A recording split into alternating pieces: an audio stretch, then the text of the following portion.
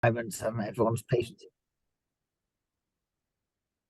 Right, welcome everyone to the latest instalment of the ePublic of Letters. Today we're really pleased to welcome Brian Sandberg. Brian is a professor of history at Northern Illinois University. His work focuses on religion, violence, gender, and political culture in Renaissance France and Italy, European wars of religion, and the early modern Mediterranean world. Brian's held a dazzling array of fellowships from extremely eminent institutions, so many, in fact, that it would take a long time to list all of the prestigious posts he has held. He has authored a monograph entitled Warrior Pursuits, Noble Culture and Civic Conflict in Early Modern France that was published by Johns Hopkins University Press in 2010. An interpretive essay entitled War and Conflict in the Early Modern World, 1500 to 1700, that came out with Polity Press in 2016, and a collective volume on the Grand Ducal Medici and their archive, which he edited with Alessio Assonitis, also which came out in 2016. He's currently working on a monograph on a virile courage, gender and violence in the French Wars of Religion, 1559 to 1629. Today, he's going to present his paper, This Race of Infidels, Anti-Muslim Attitudes and Crusading Culture in the Early Modern Mediterranean World. Thanks very much, Brian. Thanks, Alex, for that brilliant introduction, and thanks to Brian and Monique for organizing the ePublic of Letters. This is a great new group, and I've been enjoying many of the talks myself. Let me just share my screen here, and then we can have some images to go along with the talk today.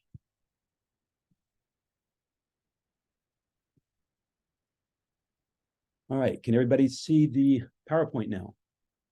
Great. All right, well, I would like to talk today about informal empire and crusading culture in the French Mediterranean in the early modern period. And I'm really focusing on the second half of the 16th century and the first half of the 17th century. And when we think about informal empire in the Mediterranean and crusading culture, I think many of us think of the Knights of Malta, and we think of galley warfare and conflict in the early modern Mediterranean.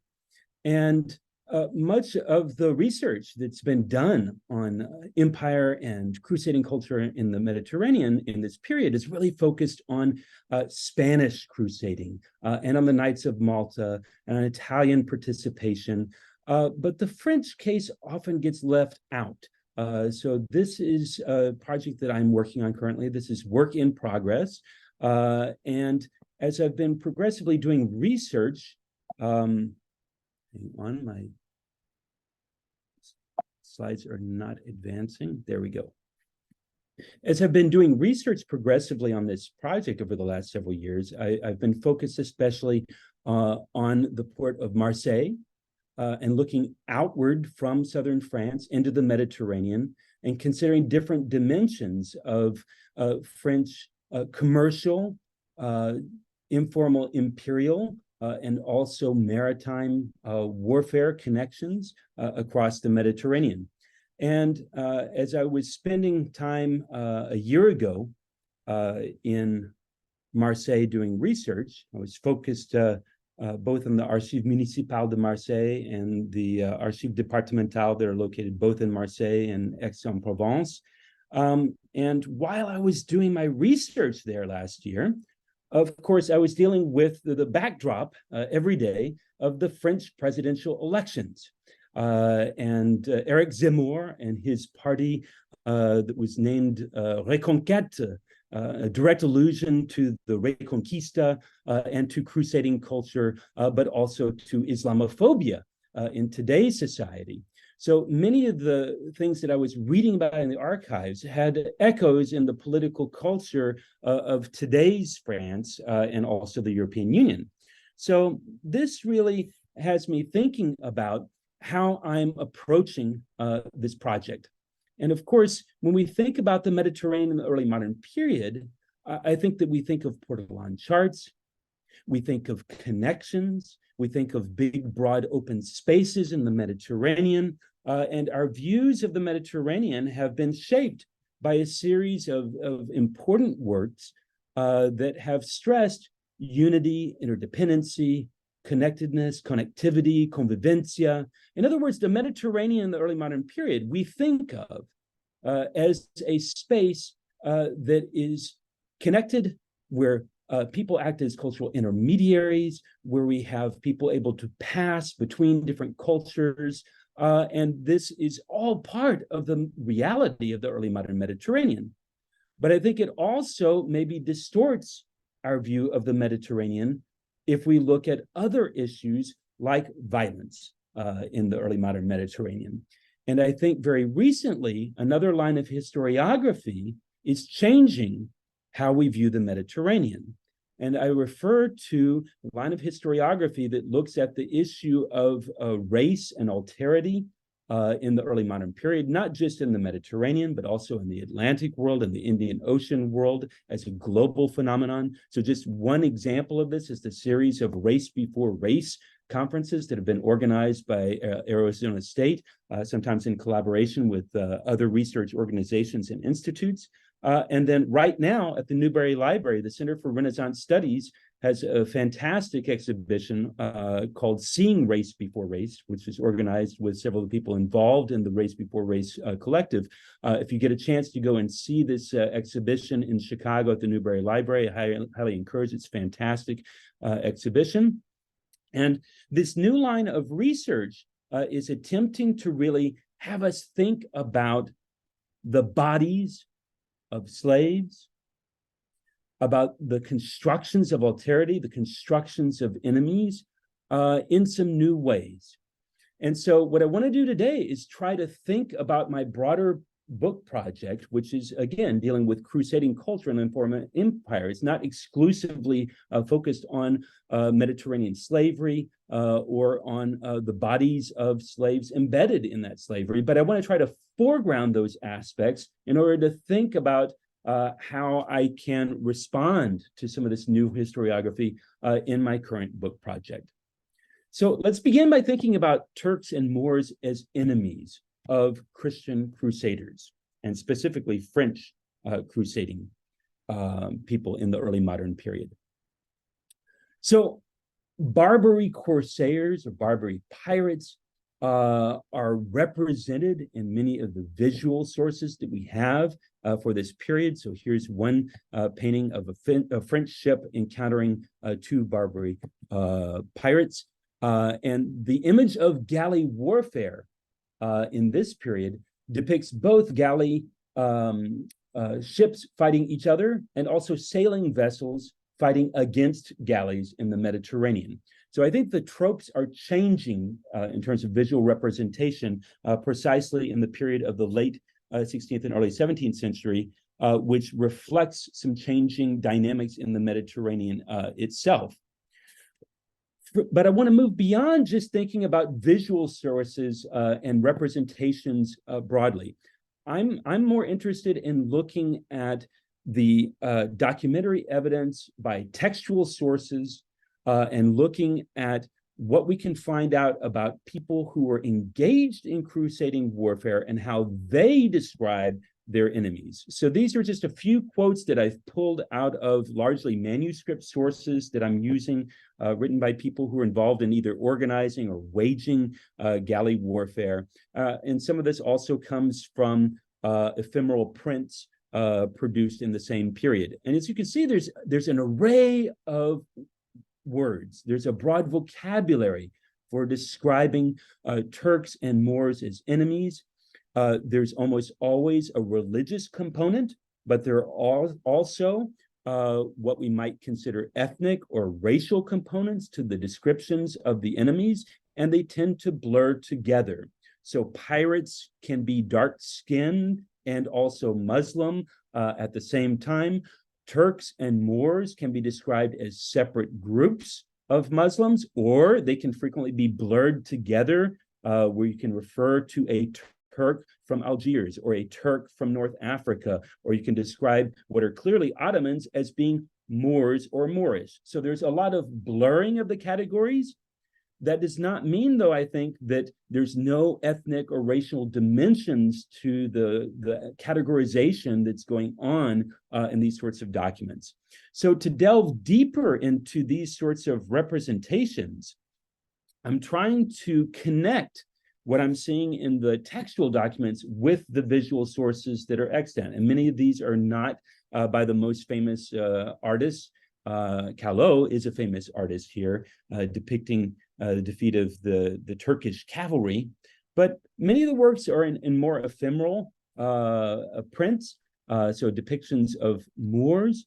Many of these depictions in the period that I'm looking at seem to show a darkening of skin tones in describing both Turks and Moors, which I think is interesting.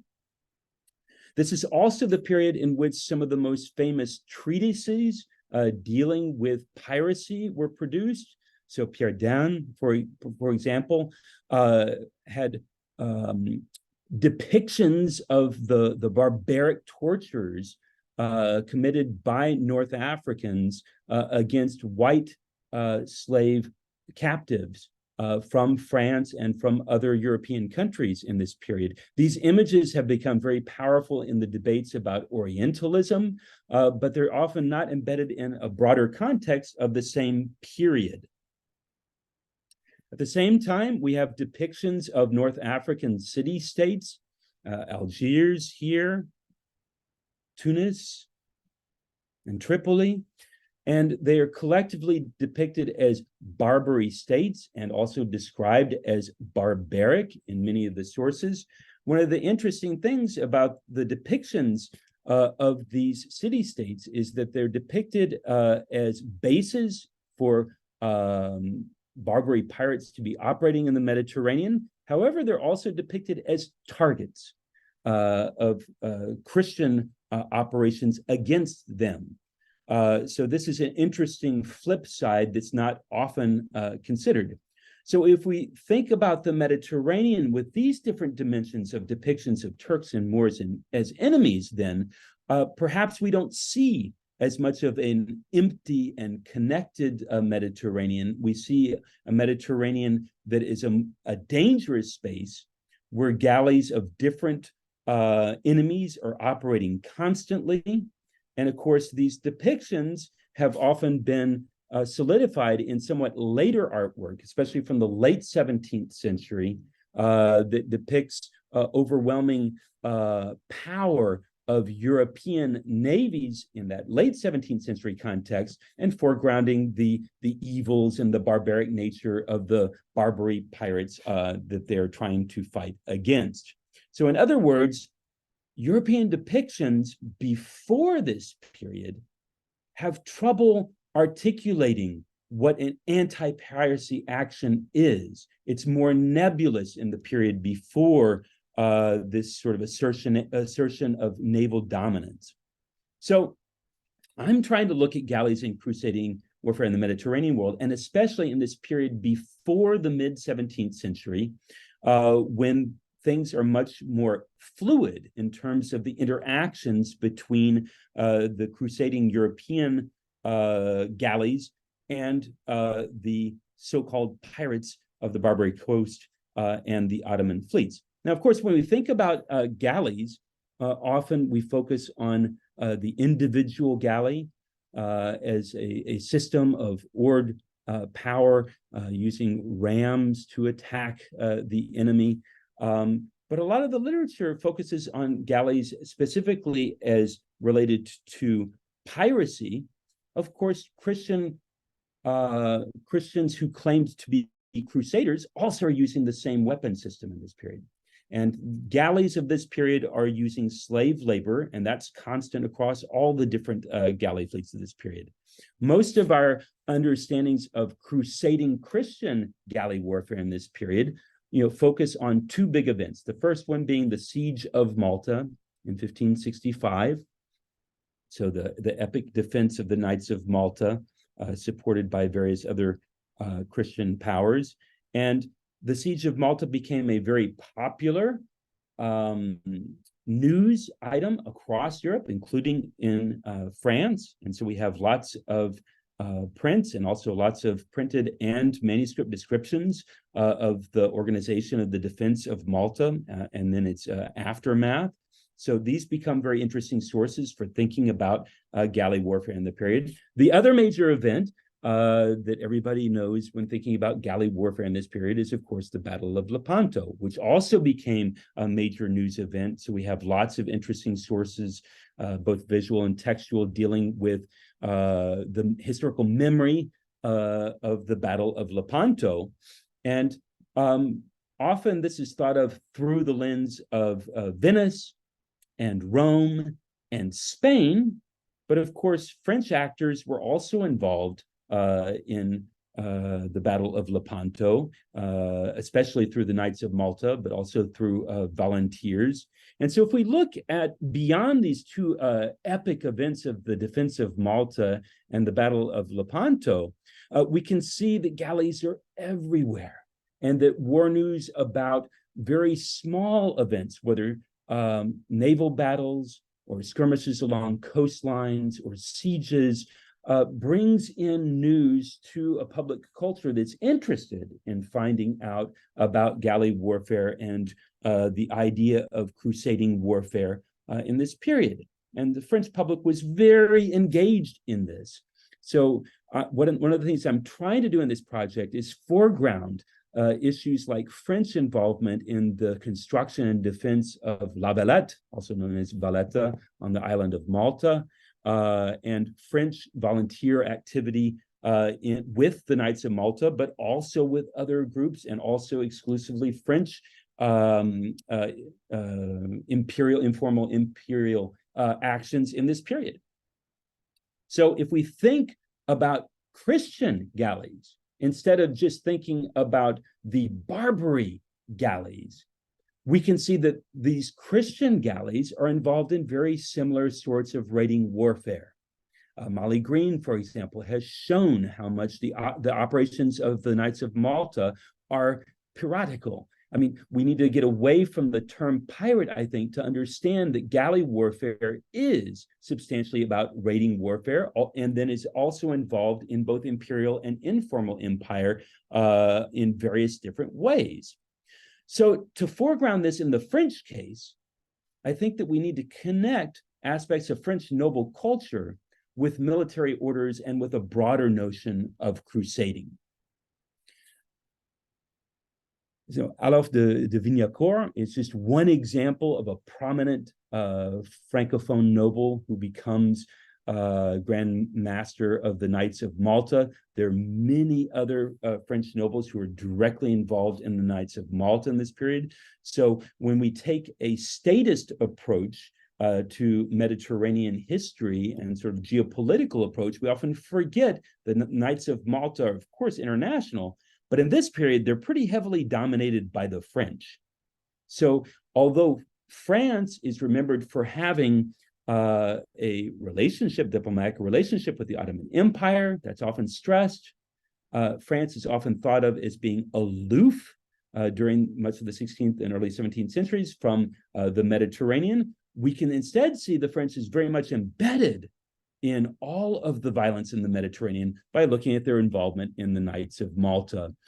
The French were not simply involved in the Knights of Malta as an honorific in this period. Many Knights of Malta from France spent time on the island or cruising with its galleys or organizing warfare from southern France. So there is a real engagement of French nobles in the Knights of Malta. This is just one print that tries to celebrate the Francophone heritage within the Knights of Malta, and the whole symbolism of the Knights of Malta is very much celebrated in French popular culture in this period. But French nobles are also involved with other military orders. So, for example, a new military order in the 16th century the Ordine de Santo Stefano or St. Stephen's, created by the Medici in this period. French nobles went off as volunteers to train with the galleys, to go on cruises with the Tuscan galleys in this period. So we can see connections between French nobles, not only through the Knights of Malta, but also just directly as volunteers with the Knights of St. Stephen. There are also several French military orders. The Confraternité de Saint-Michel, for example, is not, I guess, technically a crusading order, but it certainly envisioned itself as having a crusading presence. And so this is an older organization that is still alive and well in the early modern period. And then you have new order created by Henri III, the Ordre du Saint-Esprit, or Order of the Holy Spirit, that is created as a new echo of crusading culture within France during the period of the religious wars. And I don't really have time to talk about all the connections here, but I've worked on in some of my other research connections between crusading culture in the Mediterranean and an internal crusading culture against heretics during the French Wars of Religion. So one of the things I'm interested in is how the mutations of religious changes, confessionalization, and religious warfare within Europe were connected outwardly into the crusading culture that's going on in the Mediterranean. So this is just one example of here Henri IV being depicted as conqueror over the League, which is monstrous and allied with heresy. But the heretic and the infidel can be portrayed as twin enemies, and there's a lot of slippage in the descriptions of both of these groups as enemies in this period. At the same time, there's a celebration of crusading culture, both through actual crusades in the Mediterranean and a much broader sense of crusading culture. Here, this is from a treatise on horsemanship, and it's depicting the king himself, this is Louis XIII in this case, as a knight at tournament. But the whole text also is celebrating the notion of the king and his nobility as engaged in crusades. And it's not an accident that Louis XIII celebrates a lot of his associations with his namesake, Saint Louis, the crusading king. And so the king, the royal court, the broader French nobility are all engaged in this collective enterprise of a crusading culture, whether they actually go out on a crusade or not. Now, many of them do, and they do so through the organizations I've been talking about, as well as some of them volunteering to crusade in Hungary, as well as volunteering with the Spanish and Portuguese to go on some of their crusading enterprises in North Africa in this period. So again, it's a much more informal sort of view of crusading and engagement in informal empire with France in this period. But France is part of this international culture throughout Europe in crusading endeavors. So of course, important works like Torquato Tasso get translated into French in this period. And many of these crusading texts that we know from Italian and Spanish literature get reframed through their introductions and also through their reception in French culture here. So we can see interesting repackaging of some of these broader international ideas of crusading culture in this period. Also, French connections with the Holy Land become celebrated in some new ways. Megan Armstrong has done great work on the Franciscans and on religious orders' involvement in the Mediterranean, and specifically in the Holy Land, where the Franciscans, but specifically the French Franciscans, maintained the custody of the Christian holy sites in the Holy Land throughout this period. But artists like Callot celebrate Jerusalem as a site of pilgrimage, but also as a potential site of crusading in this period. And so we can see a lot of discussions of Jerusalem in visual and in textual sources where there are hopes of being able to liberate Jerusalem, even if there are no actual crusades to the Holy Land that are launched, this sort of crusading talk seems to be taken seriously. And the actual crusading engagements that are engaged in through galley warfare are seen as steps toward broader crusading goals like this. So we can see crusading culture then as part of a global phenomenon. It's viewed on a global scale, that any individual expeditions or galley cruises can be envisioned as part of a broader religious goal for defeating heresy and defeating the infidel across the entire globe. All right, so if that's part of the broader context for crusading culture, let's think about how raiding warfare happens in the Mediterranean and its linked to slave taking. And here, thankfully, we have a lot of new studies that have come out dealing with different aspects of raiding warfare and Mediterranean slavery. And I don't have time to talk about all of them, but I would just especially signal for the French case, Julian Weiss's work and Daniel Hershenson for the Spanish case. There's a lot of new thinking about how we look at captives and slavery in the Mediterranean case. Looking at it from the French perspective of galley raids and slave taking, I think we need to think about ports as very much connected with galley warfare, ports as basis for galley warfare, and then for a lot of the galley warfare happening not just out of the open sea, but along the coastlines.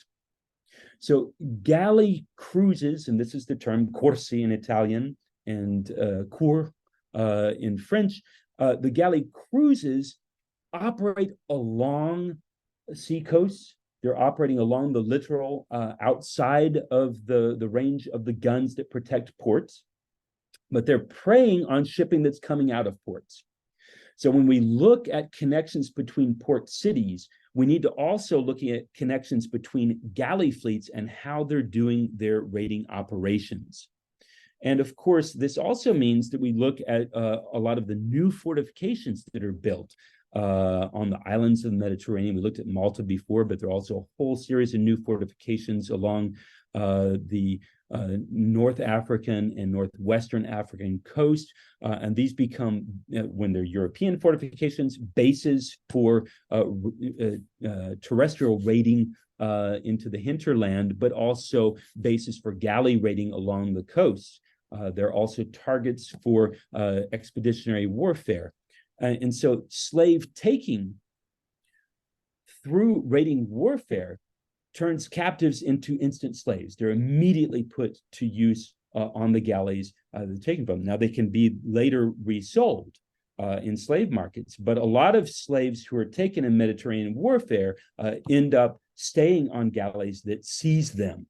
So looking at ports then as bases for operations of raiding warfare by galleys and a slave taking and slave consuming system based on the galleys themselves. So these port cities are organizing the warfare, and they're profiting from the slave labor at the same time. And this is why these port cities are so much targeted. They're not only targeted in terms of imperial conquest, but in terms of suppressing enemies, raiding and slave taking, and also perpetuating groups' own slave taking and slave raiding. Okay, so how do we get at this in the archives? How do we move beyond just looking at the representations and try to see some of this violence in the Mediterranean? Well, this is where it gets really difficult, in my opinion. One of my strategies is to look at some of the people who are organizing galley warfare. So just as one example, Charles de Lorraine, Duc de Guise, this is a later Duc de Guise than the famous Duc de Guise during the Wars of Religion. But this Duc de Guise was based in Marseille for much of his career, where he was Amiral des Mers de Levant. So he was commanding the regional admiralty, which really covered the entire Mediterranean, even if it's named for the seas of the Levant. And the Duc de Guise and his admiralty have enormous papers that are left with letters from the Duc de Guise to nobles and other military officers who are organizing things like coastal defense, organizing supplies for galley fleets, with naval commanders about the operations, the cruises out in the Mediterranean to take slaves. So this correspondence is very interesting. And then there are also many types of sources that are dealing with the administration of ports, Marseille being the largest port on the French Mediterranean coast, but also through this admiralty, you can see papers of other ports like Cassis, like La Ciotat, like Toulon, Arles, etc. And all of these ports have records about the comings and goings of galleys. They're engaged in raiding, as well as the comings and goings of merchant ships, including merchant ships that are taken as prizes.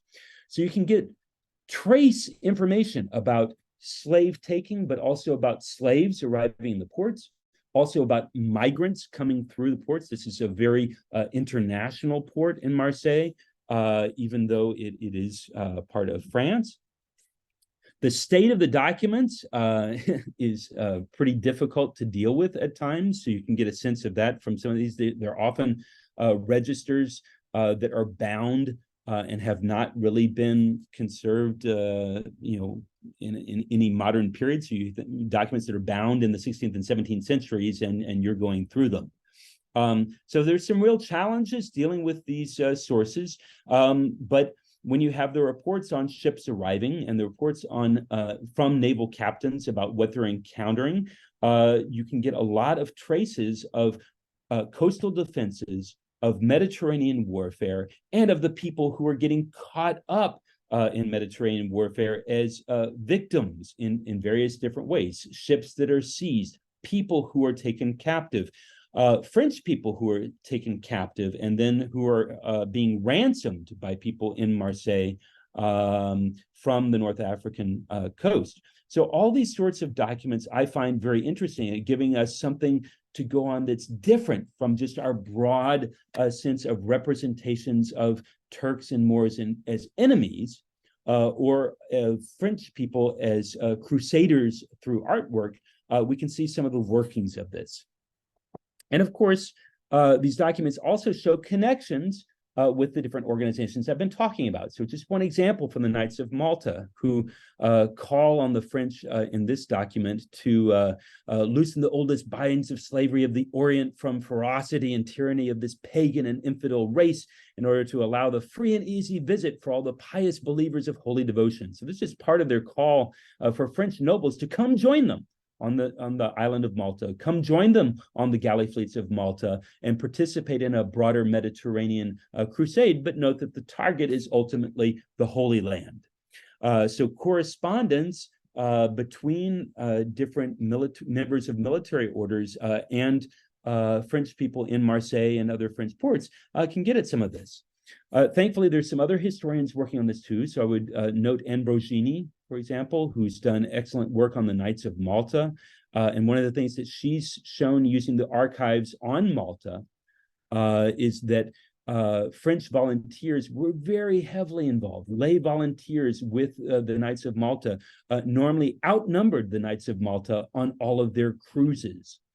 This is just one example that she points to of privateer licenses, right? So once we get away from looking at purely state archives, part of the strategy for me of looking at the Marseille archives, the Aix archives, is that this gets away from the Parisian-dominated view of the state, the central state, and gets at other structures in terms of noble involvement, in terms of the local admiralties. This is not the Admiralty of France, it's the Admiralty of the Mer de Levant, that show us some different dimensions, and we can connect those with these Maltese documents that Ambrosini has looked at and see some different sides of French involvement here in crusading warfare. So that also allows us to think about Marseille not just as a cosmopolitan city, not just as an exciting port city, but also as a crusading port. And This is one of the few contemporary views of Marseille that we have from the time period that I'm talking about. This is from 1584. Marseille was on the northern side of its harbor here, but it's on the, sorry, let me skip ahead one. It's here on the southern side of Marseille's harbor where you had the arsenal. So focusing on the galley fleets, you have to get an unconventional view of Marseille that we're not always used to seeing.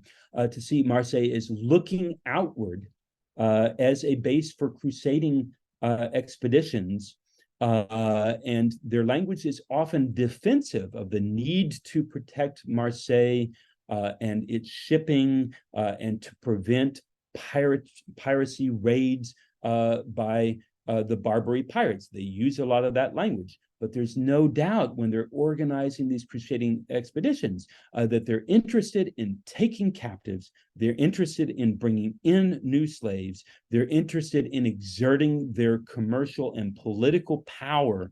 It's not purely defensive. Here's the image of the arsenal, which is a close-up of the view that I showed you before. So it's very hard to know the details about the arsenal itself and its workings from this period. The records have not survived well from the pre-1650 period, the pre-Louis XIV period for understanding this, but we can get traces of its activities here, which were often more informal. Incidentally, another source of archival records here is the records of the Chambre de Commerce. Marseille's Chambre de Commerce was formed in this period. It's actually, as far as I understand, the first chamber of commerce formed in the entire world. And as a chamber of commerce, one of the things that it did was to organize its own galley warfare expeditions to protect Mediterranean commerce. And it does so using a language of crusading also. Marseille, as a port city in this period, is experiencing a lot of disruption. And so we have to think about the fact that Marseille, even as it's organizing this sort of conflict, is participating in the French wars of religion. So Marseille has several major revolts or coups d'etat that happened during the wars of religion in this period. So when we talk about the issues of the heretic and infidel and the views of these enemies as being linked, Marseille has direct experience with both as enemies in this period and a very convoluted time period. One of the only traces that you can see of the physical remnants of the arsenal in current day Marseille is here. The facade of the Capitainerie is still there. But you really have to look to the period of Louis XIV. Louis XIV, to see traces of this bigger arsenal that was really rebuilt during Louis XIV's reign. It's here on the south side of the harbor, same situation where the old arsenal was, but is much expanded in this period. So this is the arsenal we usually encounter in studies of Marseille and studies of the French Mediterranean. It's the late 17th century, early 18th century arsenal and the galleys that it produced for Louis XIV. So one of the things I'm trying to do is bring this story into balance with the earlier history, where things are much more nebulous, where we can't really see the building of the galleys for the kings, and we see that the galley warfare is much less directly connected with the kings in the period that I'm studying. It's quite a massive operation by Louis XIV's period. The arsenal is producing many galleys and engaged in major naval warfare, much less of the informal empire that I'm talking about in my period. Thankfully, there's been a brilliant new study of Louis XIV and his galleys and Mediterranean slavery in this period. So I would highly recommend Meredith Martin and Julian Weiss's new book, The Sun King at Sea. And I hope that my work is going to complement their work by looking at a much more informal sort of relationship, less focused on the state and the king in the period that I'm dealing with. The most challenging part of the project, though, is what I really want to end with here. and that is trying to think about captive bodies and slave experiences involved in Mediterranean slavery. And we have very few visual sources that really get at the slaves themselves. There are a few very famous ones. This one from the tapestry cycle of Charles V's campaign against Tunis. And of course, Pietro Tacca's work of the Quattro Mori, which Mark Rosen and other art historians have studied carefully. These depictions are very important, and they give us some sense of the ways in which slave bodies are viewed in this period.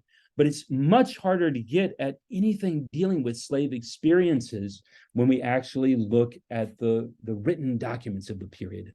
There are a few records that deal with things like the bani, or prisons where slaves are housed when they're not actively serving on the galleys during a galley cruise. Some slaves we know were actually still housed on the galleys in harbor, but we don't have a lot about individual experiences or collective experiences in this period. This forces us to fall back on changing sense of representations of Moors and Turks as enslavable, and to look then at discourses in the written texts on how enslavability is positioned, who is targeted in the slave-taking raids, and how are they discussed. We also can get traces from the slave markets, which are very poorly understood for this period. This is a Portuguese view of a slave market in Lisbon. We don't really have very much on slave markets in France in this period, but we do have traces of negotiations for ransoming. So when Turks and Moors are held as slaves, and then they are traded in negotiated deals to get French and Francophone slaves who are being kept in North Africa out of North Africa, that's where we get some descriptions of the valuation of slaves, how many slaves are going to be traded from the Muslim side to the Christian side, etc. But this is one of the real challenges that I'm finding, how to bring out aspects of slave experience and make sure that we don't forget about the slaves themselves who are providing slave labor and also enduring torture and pretty horrific conditions in the galleys and in the galley ports in this period. We paradoxically have much more in terms of understanding white Christian slaves in North Africa in this period, because there are representations as well as lots of captivity narratives that are produced about them. Unfortunately, this has been the focus of a lot of research, especially by literary scholars.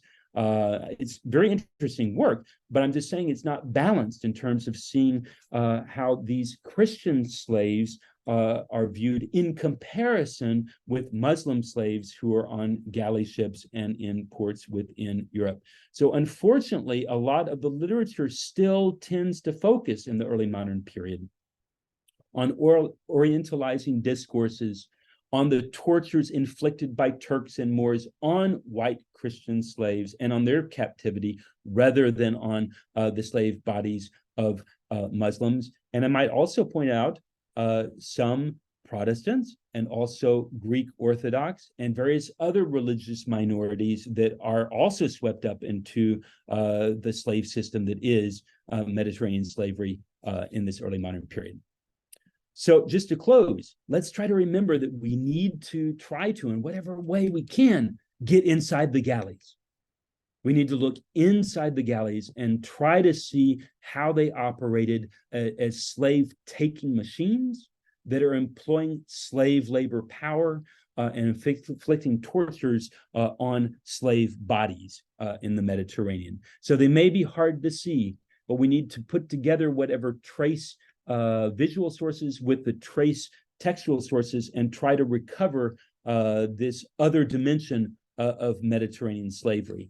And as I'm suggesting, one pathway for doing this is thinking about the galleys embedded in a broader set of connections of raiding warfare that goes together with the port cities and their fortifications and their projections of power along a littoral and also into the hinterland at times in places like North Africa. Hopefully, this will allow us to see slave markets that still remain difficult to look at today. Thank you. And I'm going to unshare my screen here. Brian, thank you very much indeed for a wonderful